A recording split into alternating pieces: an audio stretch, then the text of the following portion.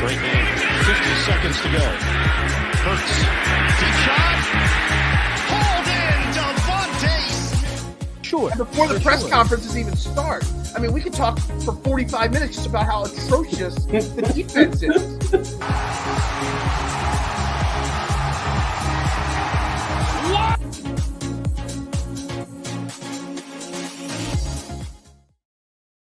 And a very good morning, everybody, and welcome to Trending in the AM right here on DSM Media live as every morning, Monday through Friday, 8:30 a.m. right here on Facebook, Twitter, Twitch, YouTube. Make sure you share it out. Hit that like button, that share button, that retweet button on Twitter, and make sure you head over to YouTube. Hit that subscribe button and hit that notification on. It's that little bell that lets you know every single time DSM Media is live, which is pretty much 7 days a week, 15, 16, 17 times a week. We're live with great sports content. You don't want to miss a minute of it. It's also over on YouTube and the DSM Media Facebook page. It's the best way to get involved. You put your comments on those two sites, put your comments right at the bottom of the screen, just like that, and interact with you on the show and get all your information. All shows on DSM Media are brought to you by Manscaped, the leader in men's grooming products, the GOAT in below the waist maintenance. Make sure you check them out, manscaped.com. Use promo code DSM. That is the promo code you need to use, DSM. When you check out, they get you 20% off, free shipping, and lets them know Team DSM sent you. So that's the key. You want to let them know DSM sent you by using our promo code. I know there's lots of promo codes for Manscaped out there, but make sure you let them know that the best podcast team, the best morning show there is in the Philadelphia region is letting them, get that product there and all from them. Anyway, my name is Phil Stifel. As always, I'm waiting for my man Jason to join us here very shortly. Had some audio issues there. He will be joining because we got a jam-packed show. Lots of content to get into today, but lots of content I need his help with. So we're working on getting him in here as quickly as we can.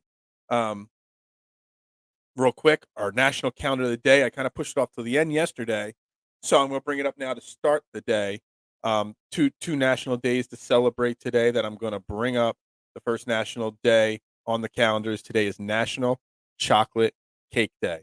So I'm going to have to send a message to my wife mid-show just to let her know that National Chocolate Cake Day is today.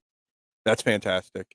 And it's also National Cowboy Poetry Gathering Week, starting officially today, which is weird that it's starting on a Thursday. I don't even know what that means there. National Cowboy Poetry Week. Anyway, so that's our national calendar day for the day. Get that out of the way right away. I enjoy doing that, but sometimes the national days are a little bit better than others. So today on the show, we are going to talk about a whole bunch of different things. We are going to talk about Brandon Brooks retiring from the Eagles, what it means, and how good he did to help us with the cap and stuff like that to get us ready to go for next year to help us with some cap space, but he's also calling it a career. We're going to touch on the Denver Broncos. They hired a head coach. The first of the coaching, dominoes to fall has happened, and it has some implications potentially on, future coaching, positions, but it also has, some things to, some dominoes to fall, maybe with a potential quarterback. We're going to touch on the Flyers if I get Jason in here, because the GM president, Fletcher, had a conversation at a press conference yesterday. Lots of information in there to digest. We haven't really talked too much Flyers, but yesterday's press conference is something that's got a lot of Flyers fans, a little upset. Yet another athlete retiring and keeping his roots in Philly. I know, for as much as people hate Philly and say Philly is such an awful place to be, it always seems like the big time players they stay here. They fall in love with the city because Philadelphia is a fantastic place, no doubt about it. After we talk Flyers, I am going to give Jason, when we get him on here, his opportunity to talk, because I know he missed out on talking about the Hall of Fame vote yesterday. So we're going to bring that back up, and obviously we're going to preview the Lakers-Sixers game today as well. Jason, get in here. Damn it. I need your help today, Jason. Anyway, so we're going to start off obviously with the news. Brandon Brooks. So we woke up yesterday morning and to news that Brandon Brooks' contract had been restructured to drop the cap hit, from $19.5 million to $7 million next year, saving us, about $12-ish million. And, instantly, rumors start circulating around. Well, it's because he's going to be getting traded. He's going to get cut. Something's going to happen, with that. And then it came out that, at 11 o'clock yesterday, he was going to talk to the media, via Zoom. So, obviously some rumors started circulating, whether you were listening to the Jeff McClains of the world saying it was not to retire, whether you were listening to the Derek Guns of the world saying it was to announce his retirement. Brandon Brooks announced his retirement yesterday at the young age of 32. Now, Brandon Brooks, I mean, he's an interesting case.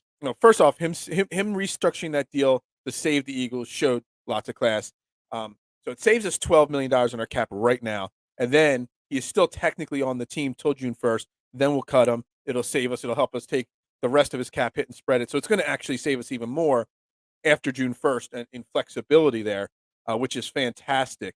So by him doing that, it's great. Brandon Brooks, man, has to be one of the best free agent signings when we brought him in here, from Houston in 2016, one of the best free agent signings, of all time of Howie Roseman's era, as GM of the Eagles, bringing him in. And I mean, he went from I think he was a 3-time Pro Bowler with Houston. He came in here and he said it in his press conference yesterday, he gave massive, massive props to, Jeff Stoutland and what he did as the offensive line coach. And we might have Jason here. We'll see here. We're getting a black screen from Jason now. Yeah, he's back. There he is. The black screen for a half a second.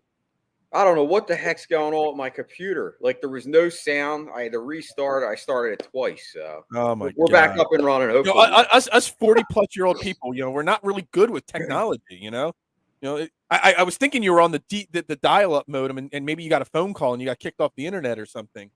My God, AOL. Remember that? Jesus. AOL, exactly. All right, so we're talking here to start there, Jason, about Brandon Brooks. About how great it was that he was willing to restructure his deal to help the Eagles out and then announce his retirement. But, obviously he's not even going to be officially retired till post-June 1st to help us even more. Talk to me about Brandon Brooks and, what it meant to the city. Let's be honest. For about a 3-year stretch there, from about 2017 to 2019, probably the best right guard in football for 3 years there. Maybe even longer than 3 years. Absolutely spot on. Probably one of the best trades that Howie Roseman ever made is. I didn't mean trade. I meant signing. Yeah. Best signing. I was going to say I didn't actually research the details. He was a free agent signing. Probably one of the best. For the money that they paid the guy, and from what his production standpoint, he was absolutely one of the best guards in the NFL. And it's just. I guess when I think of Brandon Brooks, it's just such a shame that his career is ending so short. Like, 32 is so young.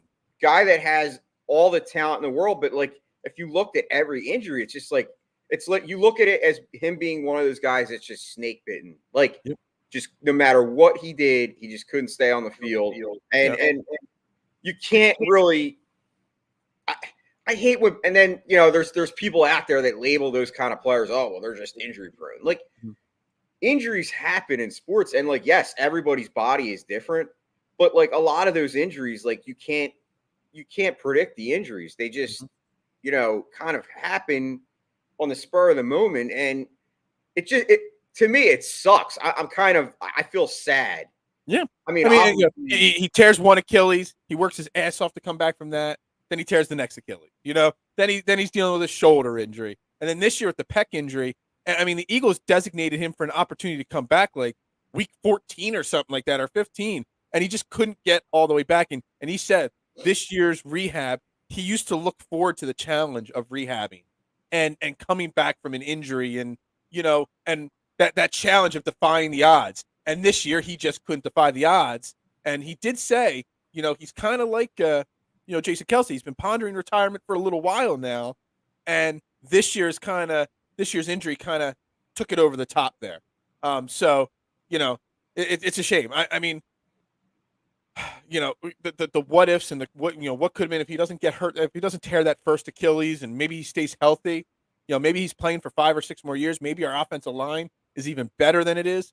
But we don't. He is one of those like 5 or 6 guys that we don't win that Super Bowl in 2017 without him on our roster. Oh, no way. I mean, I think if you looked at that 2017 team, I mean, obviously the whole team as a whole was one of the best. Obviously, they won the Super Bowl. They were one of the best teams in the league. But if you looked at it position by position, I mean, our offensive line that season, I mean, it wasn't a coincidence that our team was second in the NFL in rushing that season.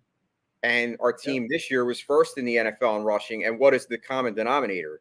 Strong offensive lines. And what's crazy about it is, and actually, I think this is kind of, when you look at Brandon Brooks, as many of arguments that people have as far as Howie being a bad GM, you have to look at Brandon Brooks and say, not just Brandon Brooks, but the whole fact that Howie always appreciates and puts the trenches on a high pedestal as far as his pecking order and where he goes as far as free agency and in the draft.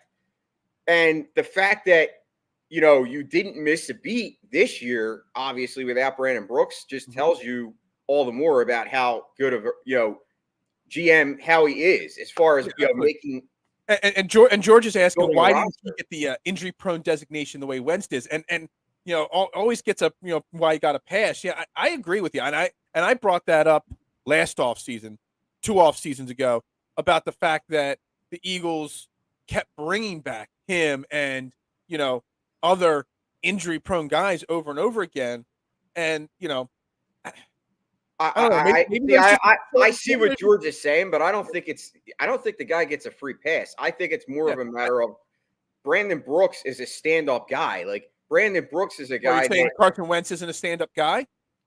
I don't think he is. I think now after everything went down, but he was getting that injury designation when he was still part of Philadelphia in 18 and 19 and in early 20. Before the Carson Wentz situation unfolded the way it did, he was already designated because he was getting injured in college as well. The quarterback always gets more. I think that is what it is. I think the quarterback gets the brunt of whether it's positive or negative, regardless of any injury, bad play.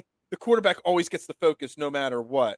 No, I see what George is saying, but I think Brandon Brooks.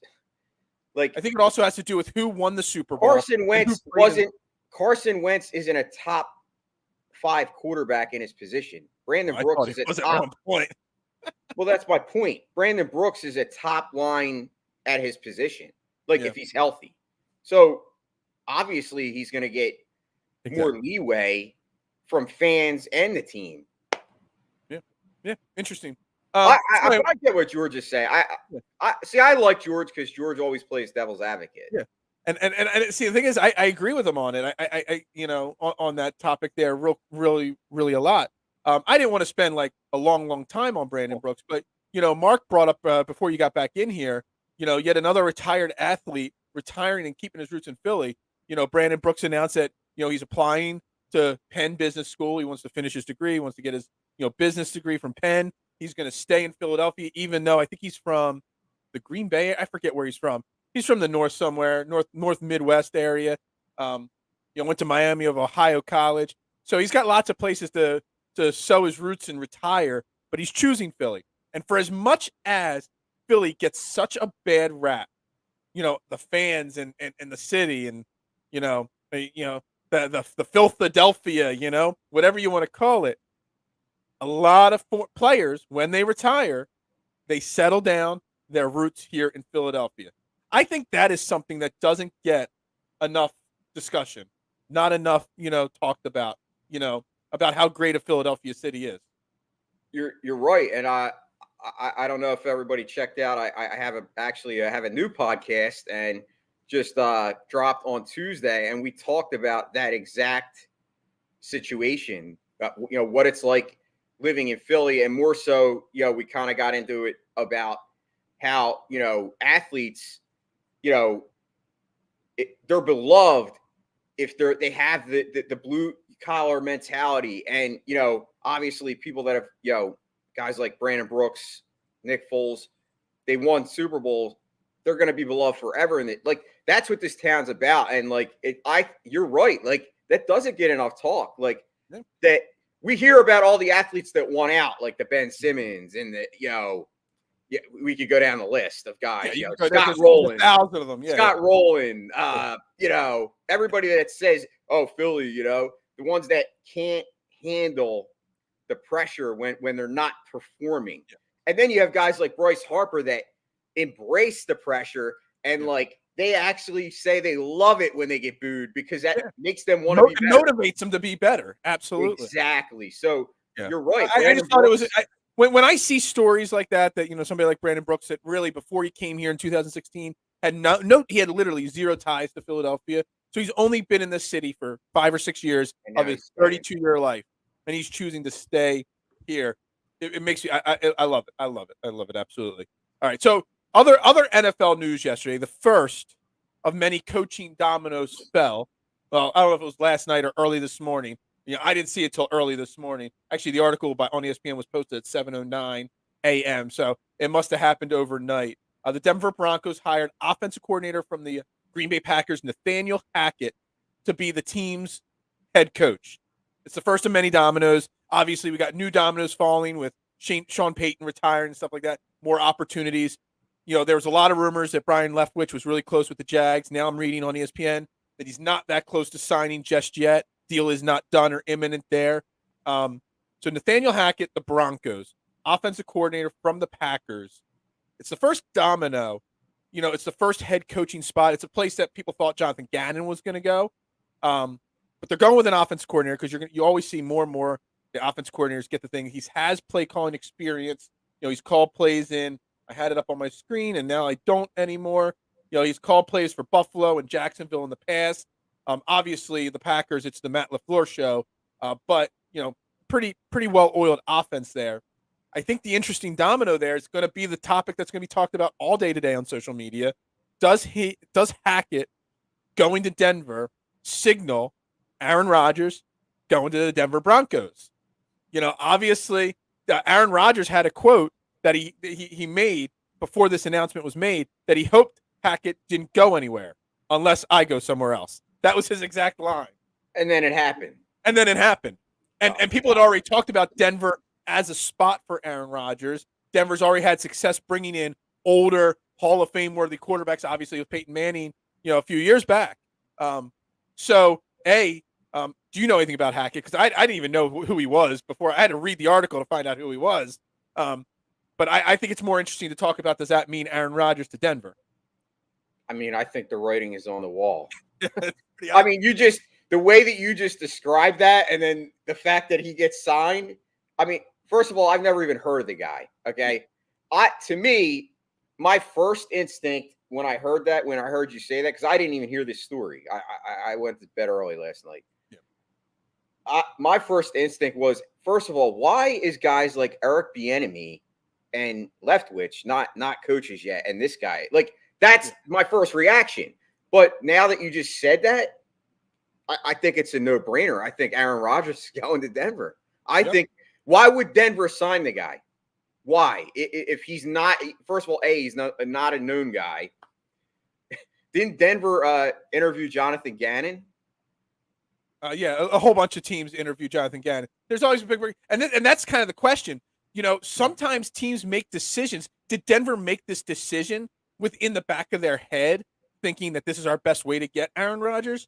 Or did they interview him and be like, yo, what are the odds that you convince Aaron Rodgers to get Aaron Rodgers? It's, George saying here, Kingsbury, once he was hired, Murray going to Arizona. Exactly. Do sometimes these moves happen specifically, domino effect, one decision's made hoping another decision, gets made after it, or, there's ulterior motives. I think there's a little bit to that. Well, let's be realistic, and can we be real about it? Like, Aaron Rodgers, the fact that he came back this year and did play for Green Bay, do you think that those fences were absolutely mended? What's wrong? What? My question is, what the hell does Aaron Rodgers have to complain about in Green Bay? I don't know, but one Super Bowl. I don't. They give him everything he wants. He's got a superstar wide receiver. They got rid of one coach and brought in another coach that was supposed to be more his style. They pretty much have, catered to Aaron Rodgers, and yet he's always miserable over there. Listen, I just don't get it. Aaron Rodgers is an arrogant prick. Like, I'm not a fan of Aaron Rodgers, the person. I'm not. Aaron Rodgers is a superstar quarterback. But the point I'm making is if Aaron Rodgers had all this animosity towards the team, and regardless of why, I don't know the reason. You're right. Like, why would he? To me, Green Bay gives him the best chance. I mean, if you look at Green Bay's team overall, Devontae Adams, Aaron Jones, and then, great offensive line, great defense. Like, why would he want to go elsewhere? But you're right. I think in the back of his mind, obviously he wanted to play this year, but then, he leaves it open. Well, I'm not going to make my decision yet, but I'm going to make my decision before free agency. But now all of a sudden this happens. There's got to be something to it. Like, Aaron Rodgers, to me, like, would it shock you if he was in another team? Like, most people were, like, the betting odds were, I think, Denver, weren't they? Yeah, they were. At one point, they were betting favorites. This is interesting from Mark. He says that Hackett is Paul Hackett's son. Paul was Bill Walsh's offensive coordinator in San Francisco. I did not know that. I did not see that in the ESPN article. And that's some pedigree right there. I mean, if his dad worked under Bill Walsh, there's definitely some Bill Walsh knowledge probably passed down there. George talked about that Aaron Rodgers is just sensitive. He wasn't happy that he didn't get asked about the LaFleur hiring and stuff like that. He wanted more say. And, I don't know. Aaron Rodgers just rubs me the wrong way, and it's not even before this whole thing this year with the COVID and the vaccine and his way he handled all that stuff. He has rubbed me the wrong way since even before that, because I just don't understand how a guy can, have that kind of an attitude. You know what I mean? When your team is catering to you all the time, and Paul Hackett is a well-known quarterback coach. Yes, I did read all that as absolutely as well. So he does work with quarterbacks. So maybe they bring in Aaron Rodgers. They draft either this year or another year. The heir apparent to Aaron Rodgers, Paul Hackett, gets a few years to develop, a young quarterback while Aaron Rodgers is carrying the team. Maybe that's the plan in Denver at this point. But it's obviously the first domino to fall. And, we'll see. I'm not sure when the league year starts, when a trade of Aaron Rodgers can happen or a signing of Aaron Rodgers can happen in Denver. Would it be a trade? Is his contract up? Yeah. It's either he's up and Adams would have to be. No, I think he would have to be, signed. I think he's a free agent. I don't know. There's so many free agents and everything. Devontae Adams is definitely a free agent. Then maybe Aaron Rodgers is not a free agent and he would have to be traded for. I don't know. He might be. Anyway, it doesn't matter. He's going to end up in Denver. That is the odds there, in my opinion, for sure. Do you think this, now, I mean, because it's kind of crazy that we're now into championship weekend and still none of the coaching spots till today have been filled.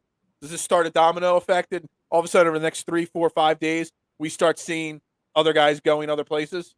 Yeah, I think that's usually the MO. I think generally, if you look at the history of coaching, like every time that there's a bunch of openings, sometimes it takes a little bit of time, but once that first one goes off the board, then you got other teams. I don't want to say they panic, but they want to get their guys. And because I mean, Hackett was scheduled to go. I forget now. I closed the article out already. He was scheduled for a second interview with Jacksonville, I believe it was, today, and they wanted to make sure that he did not leave their building, so they locked him up. Now other teams are going to start to panic and, get the guys. You brought up Bieniemy, from Kansas City and why he hasn't gotten an opportunity yet. Now, I'm not sure. I remember reading a couple days ago. Yeah, he is under contract, Aaron Rodgers, for 2022. So it would be a trade. Yeah, absolutely. Correct.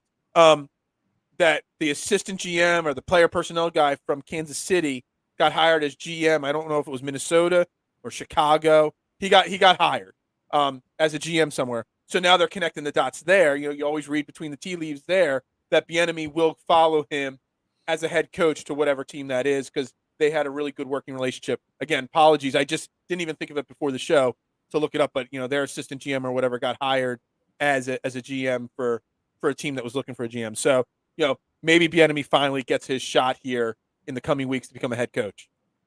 Yeah, I mean, I guess it's just, to me, it's a guy that you look at the Kansas City Chiefs, like, what they've done. I mean, obviously they have a lot of star players, but still, like, Eric Bieniemy needs to get some credit. And I just am shocked that he's still, here we are another year, and he's not even, I haven't even heard his name being mentioned. That's what's odd to me. It's very odd. I haven't seen him. Yeah.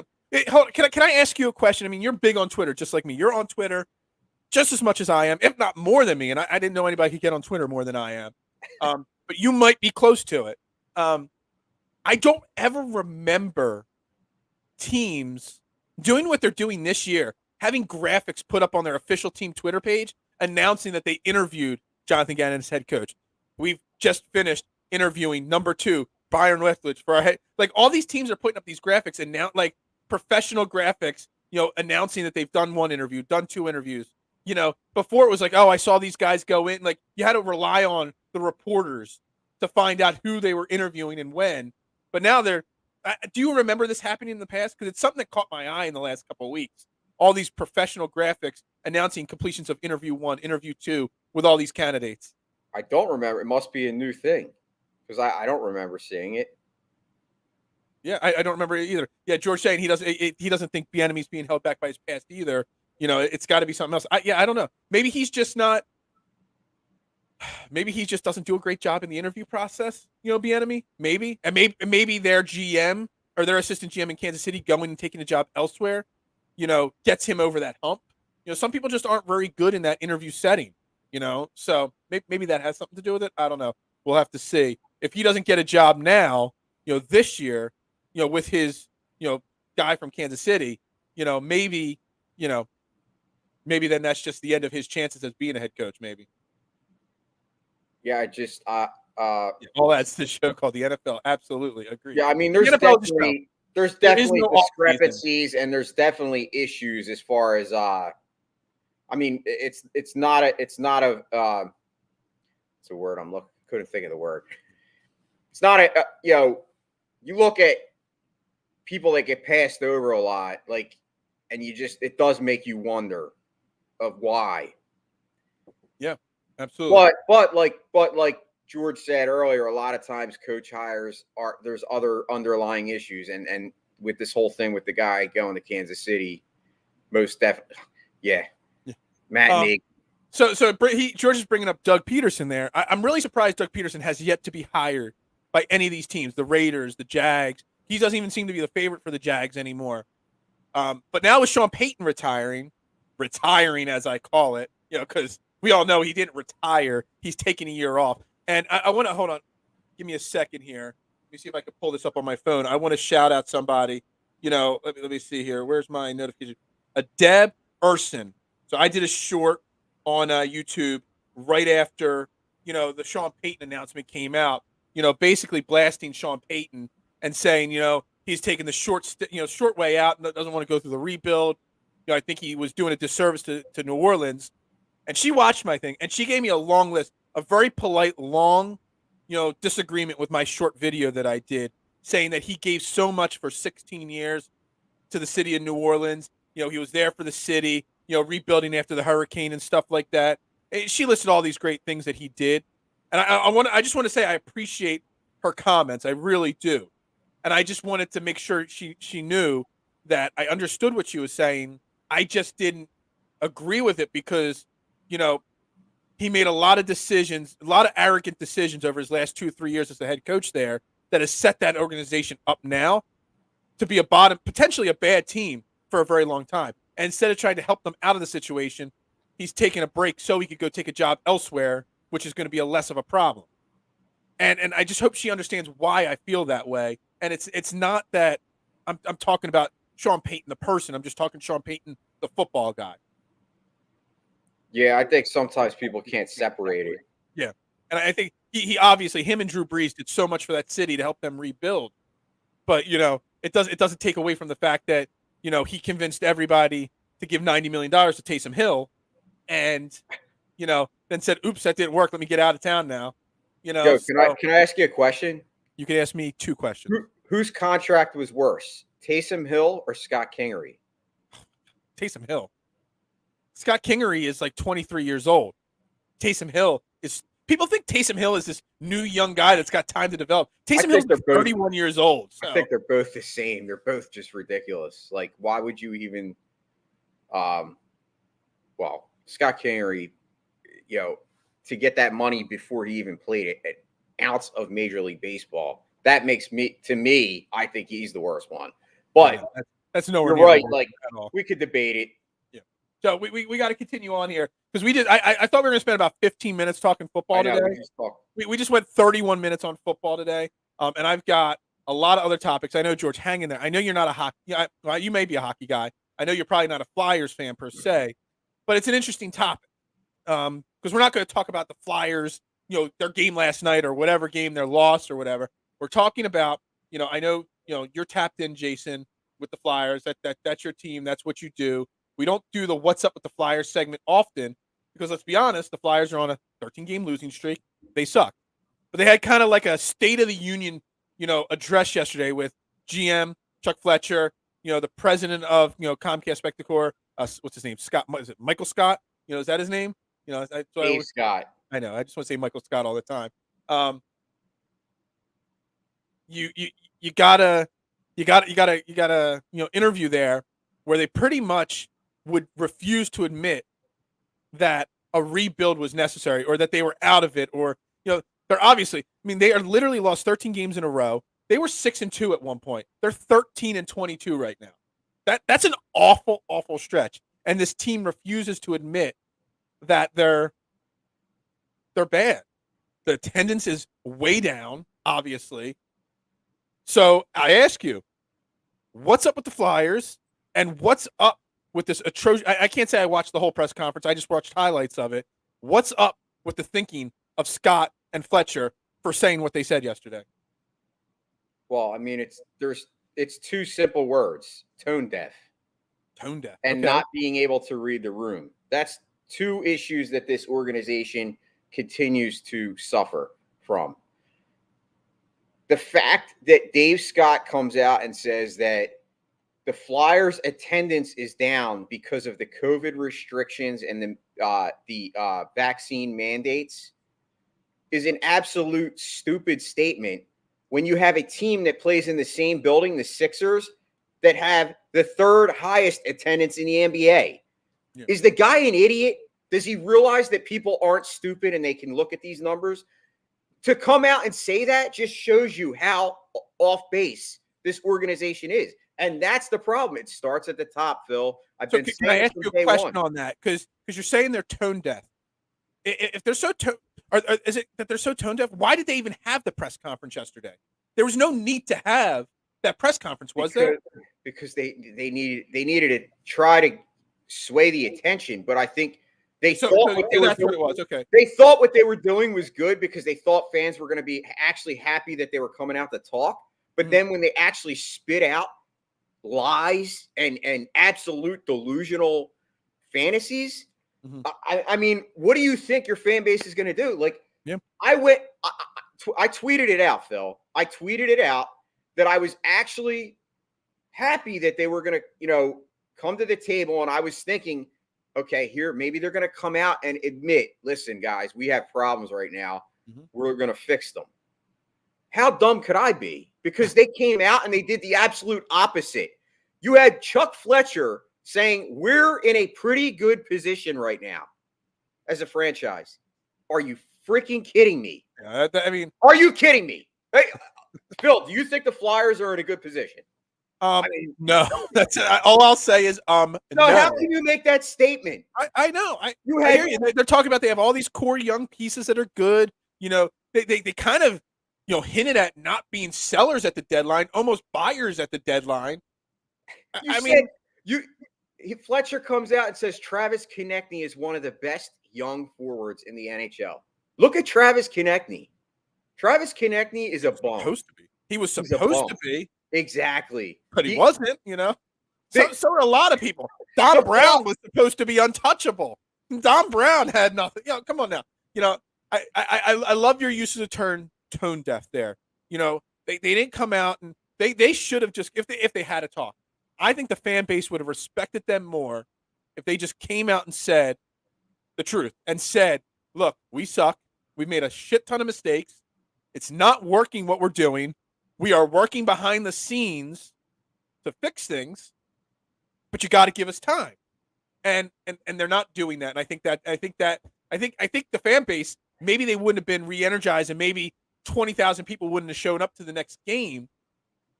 But at least the fan base would have respected the fact that the front office was like, yeah, we obviously things aren't going as planned. I mean, absolutely spot on. Like I said it. That's why I said I'm so disappointed. I'm deflated. I'm hurt. I'm disgusted. I'm using all these words that's what I'm feeling as a Flyers fan. It was a once proud franchise that was, basically created by Ed Snyder's hands. And now that Ed Snyder has passed, honestly, I think that's part of the problem. Ed Snyder passed. The fact that they didn't even recognize Ed Snyder this year, on his anniversary. I used to be so anti Ed Snyder. I always used to think he was the one holding us back from getting a cup, but he's the one that kept us in contention for the cup. I've realized, not the other way around. So yeah, the team has gone totally backward. Not just the team, the organization from the top down, and it's crazy because we were duped. We were told that this team was, had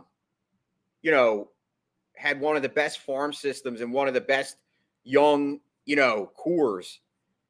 If you looked at like a lot of these draft picks, and honestly, Ron Hextall shit the bed. Like, if you look back at these drafts, they didn't hit on hardly anybody. No. And once again, that just shows you like the importance of the draft. You look at a lot of the teams right now in the NHL that are having success. 95% of those teams have been built through the draft. Tampa Bay Lightning right now, best team in the NHL, and they're not going away. They've been the best team in the NHL for a while. I mean, they were winning President's Cups, which is best regular season record every single year, and obviously not winning cups, and now they've won 2. Like, look at Tampa Bay. Not only have they hit on their first round picks that were high, they get guys like Nikita Kucherov in the second round. Like, they're getting guys in the 5th round that are like superstars. And that's where you look at teams and you look at scouting, you look at personnel, people making these decisions. That's where obviously the Flyers have went totally wrong. Right. The Flyers' old school mentality was, let's just sign a bunch of free agents. If you remember, like after the Lindros era, they did that quite often. Mm-hmm. They brought in Jeremy Roenick. They signed him to a high contract. They brought in guys that didn't work out. Keith Primo comes to mind as a guy that I love. That but they traded for him. Trying to think of other guys. So I got a couple questions here because I want to make sure we have time to get your Hall of Fame talk in. I know you missed out on that yesterday, and I know you really wanted to talk Hall of Fame. So the GM of the Flyers, Chuck Fletcher, is he behind the scenes? I guess what I'm saying is, based off of yesterday's press conference, they're trying to make it seem like that he's comfortable in his GM chair. But Drew bringing up saying, they should go out and get the best front office guy from the best team and promote him to their GM. Is Chuck Fletcher secretly on the hot seat right now, you think? Well, I definitely think he is. Because I think, why would they bring Daniel Briere into the organization? I don't know if you realize, but they've promoted Daniel Briere. He's like he's like an assistant. I don't know if it's an assistant GM, but it's like basically a position where he's going to have a lot more role. Daniel Briere is probably one of the hottest names out there as far as guys. He was rumored to be going to Montreal, which is obviously a regarded franchise, hockey, NHL, Canada. And he's a Canadian. Daniel Briere, I loved him as a player, but here we go again. Once again, bringing guys back. See, this is where I think a lot of times the Flyers go wrong as well, because they bring guys back. It's like the good old boys network. Mm-hmm. And these guys always do the bidding of what ownership wants. Right. No, ownership is the real problem. I don't think necessarily it's Chuck Fletcher Chuck Fletcher to me is not a great GM, but he's not a bad GM. Mhm. I don't think Chuck Fletcher's the problem. That's where we're at right now. This is above Chuck Fletcher. It's Dave Scott. Like Mhm. I just told you the comments he made Yeah. about the mask mandates, and he's saying that's why attendance is down. No, attendance is down because you suck. Your Yeah. product sucks, and you've alienated your fans. It's funny. I saw part of an article saying that their last home game, I don't know if their last game or 2 games ago was their last home game, but their last home game had less people in attendance than their last preseason game earlier this year. Their last preseason game had about 15,000 fans. Their last home game, whether it was their last or second last game ago, had 14,000 fans in the stands. That's pathetic. I mean, Flyers fans are some of the most passionate, loyal. You know, it doesn't matter how bad the Flyers go; they go out and get their cheer on for the Flyers. They never give in. They never give up. But they're giving up right now.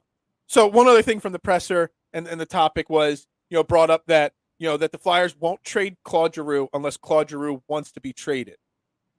So A, does Claude Giroux want to be traded? And B, even if he doesn't want to be traded, is that still the right? Has Claude Giroux earned that right as a Flyers lifer and all he's done for this city and this team to not get traded if he doesn't want to? Because obviously he's one of your bigger trade assets at this point for a contending team that needs that last piece. He's absolutely earned the right. Okay. If Claude Giroux has any type of heart, and I think if you look at any athlete, if your goal isn't to win a championship, then there's something wrong with you. Right. Claude Giroux makes really good money. He's one of the highest paid players every year on a yearly basis. Mm-hmm. If I'm a betting man, I would say whether or not he's actually coming out and saying he wants to be traded, do you think he realistically wants to stay on this team when there's no future with the Flyers? The Flyers are probably 10 years away from being 20 years away. We say that with the Phillies jokingly about 5 years away from being 10 years away. But honestly, I hope to God he's traded for his sake, because I am not a Claude Giroux hate. There's people, how we say there's Jalen Hurts haters, and I've explained that term is sometimes misused, or misunderstood. When I use that term, I'm not saying that people hate Jalen Hurts the person. I use that term to say that people just aren't sold on Jalen Hurts regardless. That their opinion is one-track minded, that Jalen Hurts is not the answer. That's what I call Jalen Hurts haters. Well, same thing with Claude Giroux. People that Claude Giroux sucks. He doesn't do anything in the playoffs. Those kind of people, they're the haters. But even they have to agree that Claude Giroux is a good person. He's not a bad guy. He is a decent player.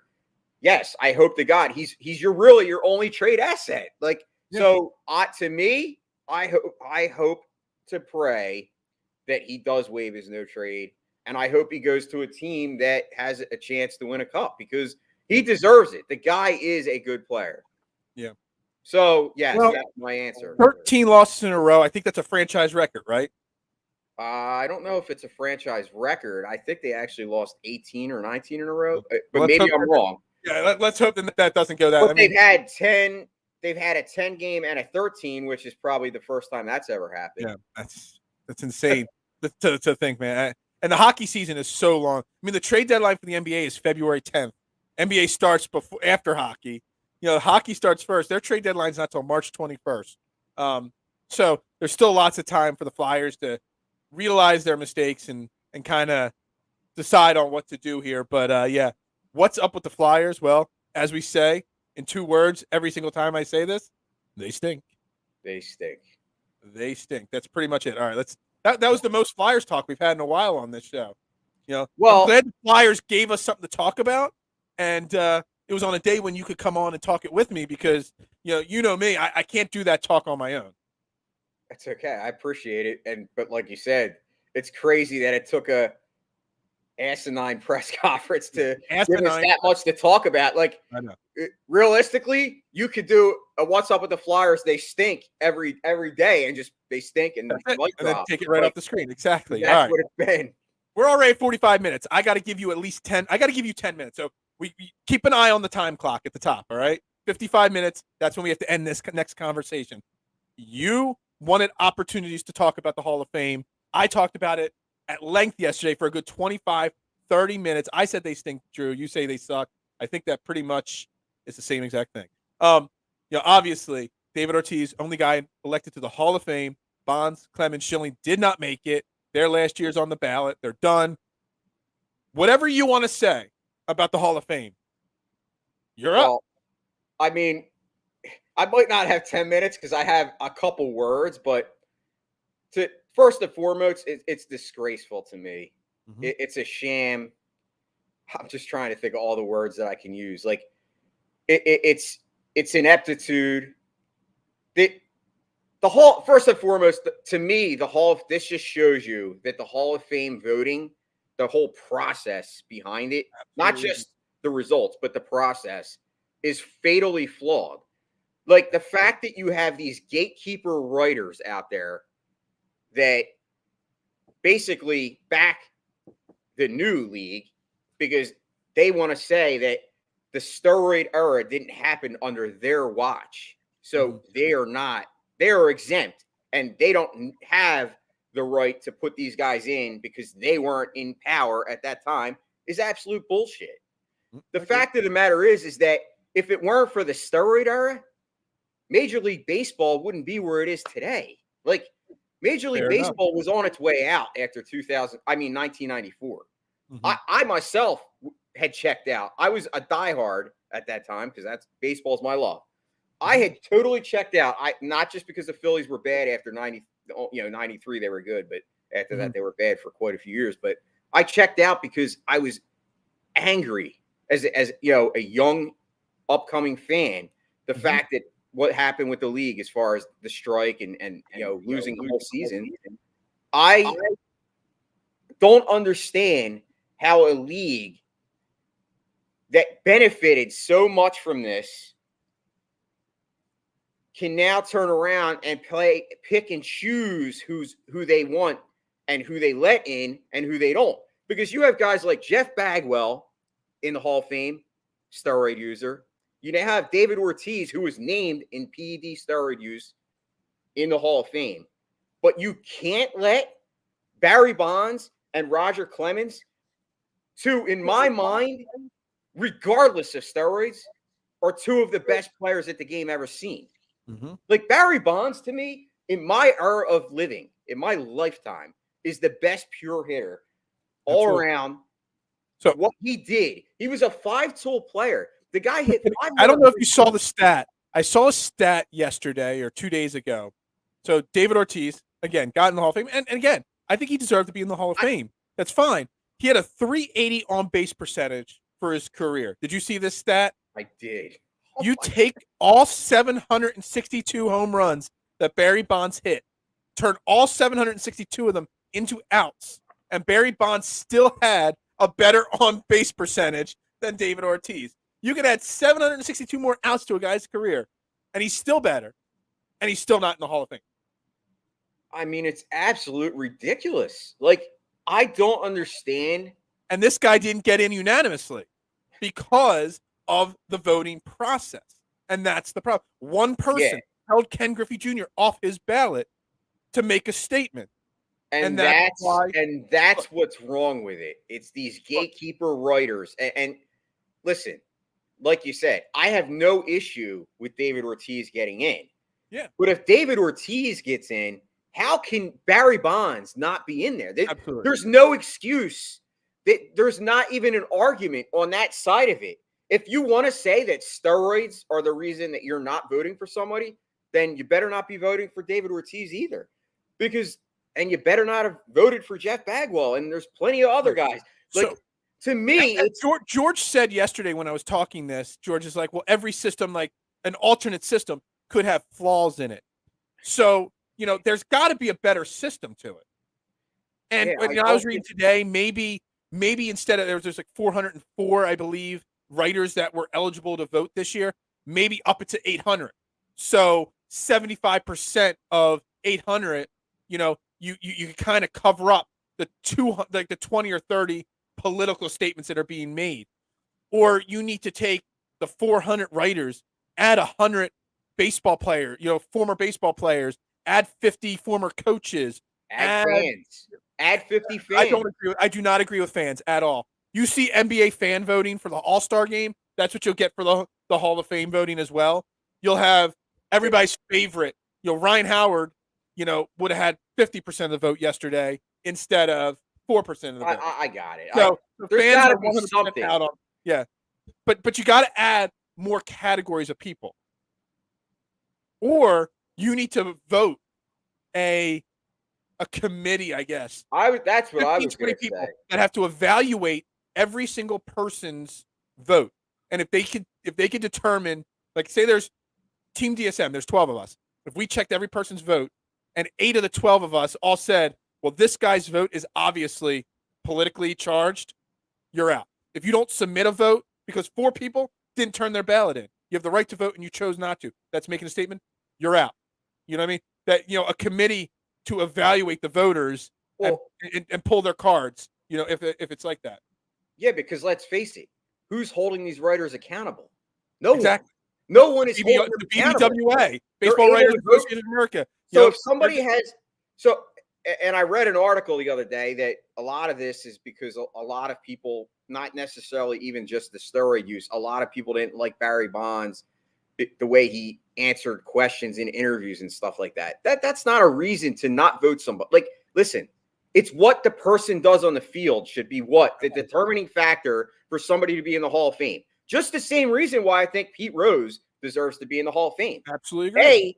He cheated, but he wasn't a player at that point. So again, and I'll say it again, I said it 7 times in 20 minutes yesterday. Part of the mission statement of the Baseball Hall of Fame is, and I quote, to preserve the history of the game of baseball. By not putting them in, you are not preserving the history of the game. You're eliminating and writing off a portion of history. And just real quick, I want to touch on real quick. People misunderstand Barry Bonds. I used to work at a restaurant in Philly, or a hotel in Philly, the restaurant part of the hotel, where all the visiting baseball players. That was like the go-to place for whenever a team was in town. And I used to be like a server in the bar area at the hotel. And this was during my college days, and I've waited on Barry Bonds. I've served him. I've served Mark McGwire. I've served Sammy. I've served a lot of guys that were playing baseball in the late 90s, early 2000s there. And I've waited on them. I've met them all. Barry Bonds was one of the most low-key, quiet, he's very misunderstood. Whereas compared to like Mark McGwire was an arrogant, pompous a-hole. You know what I mean? Had to show off. And, Barry Bonds would come in, he'd sit down after a game, order a beer, and just chill out. No big deal. What's up? How's your day going? Kind of thing. So Barry Bonds was much misunderstood, in my opinion. Yeah, and that's part of the problem. Like I said, but people get these chips on their shoulders, these writers, and it's like they think, well, I'm just going to do this. Like, it's just stupid. Like, absolutely. I mean, I was listening to, I don't listen to talk radio hardly ever, but one day I caught like a 5-minute interview with Kevin Cooney, who's a writer in Philly. And he voted for all of them. He voted for Barry Bonds. I mean, he voted for some guys that were even like borderline, in my opinion.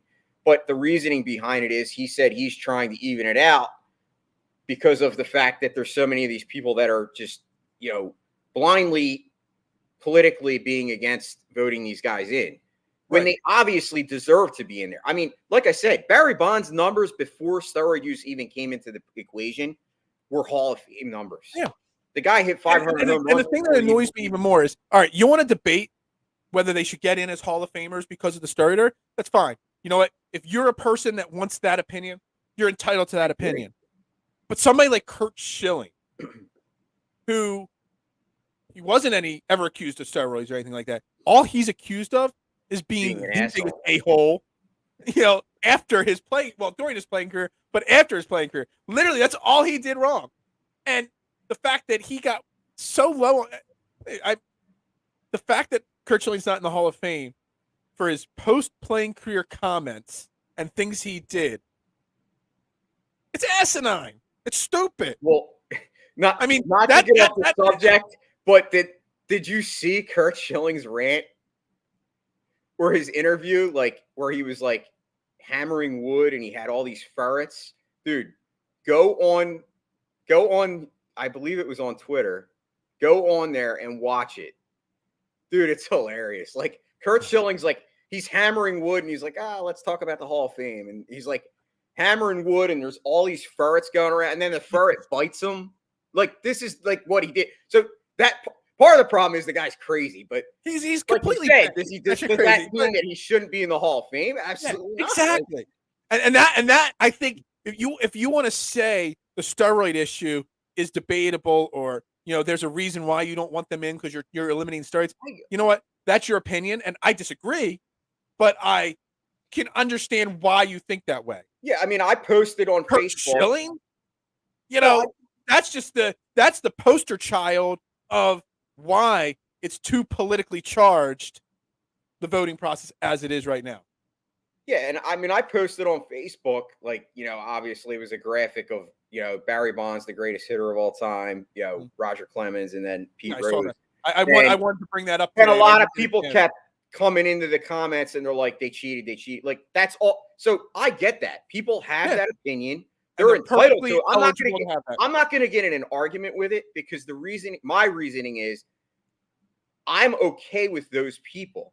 I'm not okay with the Hall of Fame having guys like Jeff Bagwell in there that have done steroids, even David Ortiz, and then not letting Barry Bonds and Roger Clemens. It's got to be consistent. So if you're going to use steroids as the determining factor behind the reason why people aren't in there, then you need to kick these other people out that have been in there. A-Rod sure better damn well not get in, which I think he will get in, and that's going to be that's when people are going to flip, because it's like, how does A-Rod get in and not Barry Bonds? Like, listen, the league benefited from steroids. Yeah. They absolutely made money off it. They were okay with it. Now, all of a sudden, it's like, that part of the game never existed. Yeah. So stupid. It's so stupid. It's closed-minded. It is absolutely. I mean, it's frustrating. And I know that Roger Clemens came out and he actually said he was actually kind of took the high road. Like, he did. His statement yesterday was very Major League Baseball. He said, Hall of Fame's been in my hindsight 10 years ago. Yeah. Like, he's not even worried about it, but I guess he understands that it's really not about what he did on the field. It's people that don't, like him because he cheated. And that's fine. If that's how they want to be, and that's how these writers want to act, then you're just, to me, that's all the more reason why you're ruining the game. Yep. Because the Hall of Fame, the fact that this happened, you think they're not going to lose hardcore people that like love baseball? You think they're not going to be pissed off? Like, people that actually like, there's people out there that like have agendas. They're going to say, well, I'm not watching another game. So you're alienating. Maybe you're making the writers happy, but you're alienating fans. Yeah. You're 100% spot on. Anyway, we're at the end of the show here. We didn't even get to talk about, the fact that the Sixers play the Lakers tonight. Unfortunately, we didn't really get into that. Sixers play the Lakers. Lakers are back to full strength, basically. Sixers will still be out without Seth Curry. Danny Green has been upgraded to questionable, so maybe he's back. Help the depth on the team. Shake Milton's still out. Big game for the Sixers. They need to win this game. Hopefully they do. We'll talk about it next week. We'll talk about the entire weekend of Sixers on Overreaction Monday. Tomorrow, Football Friday. We're going to break down the NFC Championship games. Jason and I, we're going to do all talk about that. Jason, great job on your new podcast with you and Frankie James the other day. Excellent work. Excellent work on all your stuff, and excellent work today on the show there, Jason. Glad you figured out your computer problem. Trending in the AM right here on DSM Media every single Monday through Friday, 8:30 a.m. Don't miss it. Get back. Look, Jason on today, on tomorrow, on Tuesday, Wednesday, Thursday, Friday, 6 of the next 7 shows with my man Jason Voorhees right here next to me, sitting in the co-host chair. Everybody have a great Thursday. I got to go get a tooth pulled in about 2 hours, so that's the crux of my day. Hope everyone has a good day, and as we end every show, go Birds. Go Birds.